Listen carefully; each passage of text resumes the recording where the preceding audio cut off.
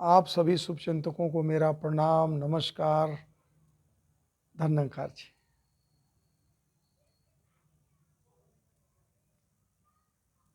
एक बार एक सत्संग में मैं गया तो एक पत्रकार बंधु ने पूछा कि सत्संग जाने से क्या फायदा, सत्संग से हमें क्या मिलता है। दास ने कहा, सत्संग जाने से ही आत्मा और परमात्मा के रिश्ता का पता चलता है कि आत्मा और परमात्मा का क्या रिश्ता है। सत्संग जाने से इस संसार में हम जब तक विचरण कर रहे थे, माया रानी के गोद में बैठे थे, भरम भूलेखे में पड़े थे, माया रानी के गोद में बैठे तो पता ही नहीं चलता था। लेकिन जब हम सत्संग में, जब यह जीव सत्संग में जाता है तो इस जीवात्मा को आत्मा और परमात्मा के रिश्ते का पता चलता है कि आत्मा और परमात्मा का रिश्ता क्या है।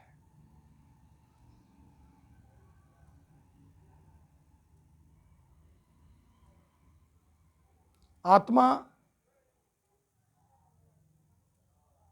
अगर कोई हमसे गलतियां हो रही हैं, हमारे जीवन में कोई रुकावटें आ रही हैं, तो ये पता चलता है कि हमारे किन कमियों के कारण हमारे जीवन की कोई कार्य सिद्धि नहीं हो पा रही है, क्यों रुकावटें आ रही हैं, क्यों भक्ति मार्ग में रुकावटें आ रही हैं। और सत्संग जाने से वो सारे रुकावटें जो आ रही थी उसका समाधान, उस शंका का समाधान भी हो जाता है और हमारी कार्य सिद्धि होने लगती है और हम धर्मानुरागी हो जाते हैं, हम भक्ति के मार्ग पर अग्रसर हो जाते हैं। इसलिए कहते हैं कि 5 पहर धंधा किया, 3 पहर गए सोए, एक घड़ी ना सत्संग किया तो मुक्ति कहां से होगी। यह जीवन, यह मनुष्य का अंतिम कलाकृति के रूप में ये हीरा जन्म जो मिला है, ये दुर्लभ जन्म जो मिला है, केवल्य के लिए, मुक्ति के लिए, परम धाम के लिए, मोक्ष के लिए। स्वर्ग और मोक्ष में फर्क है, मैं किसी दूसरे दिन लाइव आऊंगा तो बताऊंगा। लेकिन यह मोक्ष, मुक्ति माने बार बार जन्म लेना और बार बार मरने से मुक्त होने का नाम ही मोक्ष है, केवल्य है, मुक्ति। बार बार जन्म लेना और बार बार मरना, यह बड़ा दुष्ट कारण। माँ के गर्भ में जब ये जीवात्मा उल्टा लटका रहता है, इस गंदे मलमूत्र के नाली में, जेल खाने में, बंदी गृह में पड़ा रहता है, तो बार बार परमात्मा से यही अरदास विनती करता है कि अब लो नसानी अब ना नसाई हो, परमात्मा एक बार मुझे इस गंदे मलमूत्र के नाली से बाहर कर दो, इस जेल खाने से बाहर कर दो, ऐसी गलती नहीं करूँगा। परमात्मा कहता है कि तू अगर मान लो तुझे मुक्त कर दूं, तुझे इस जेल खाने से, बंदी गृह से बाहर कर दूं, तो तू क्या करेगा। मैं तब ये कहता है कि मैं तेरा गुणगान करूँगा, यशोगान करूँगा, तेरे कृत्य गाऊँगा और सारी दुनिया में घूम घूम के बताऊँगा कि सबका मालिक है।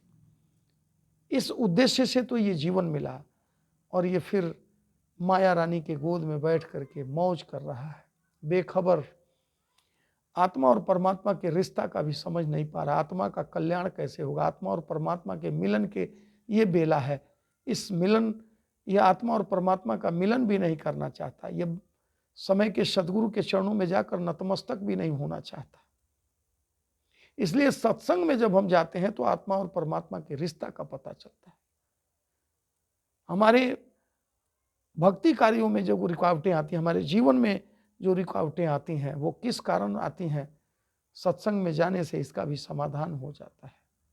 इसलिए सत्संग जरूर जाएं, सेवा जरूर करें, सिमरन जरूर करें और सतगुरु के, कहते हैं ना कि सत्संग में जाकर सतगुरु के वचनों को कानों से ही केवल नहीं सुनना होता, मन की गहराइयों से भी इसे सुनना होता है और सतगुरु के जो वचन आते हैं उसे जीवन में उतारना होता है।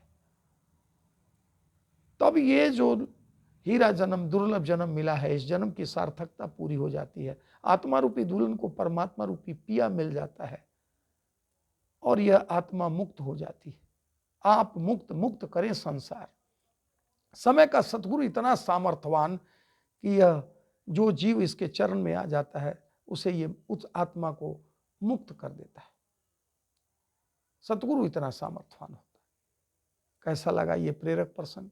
अगर आपको अच्छा लगा हो तो मिशन मार्ग को लाइक करें, कमेंट करें और सब्सक्राइब करना ना भूलें। फिर अगले एपिसोड में आपके दर्शन करूंगा। आप सभी को मेरा प्रणाम, नमस्कार, धन्यवाद जी।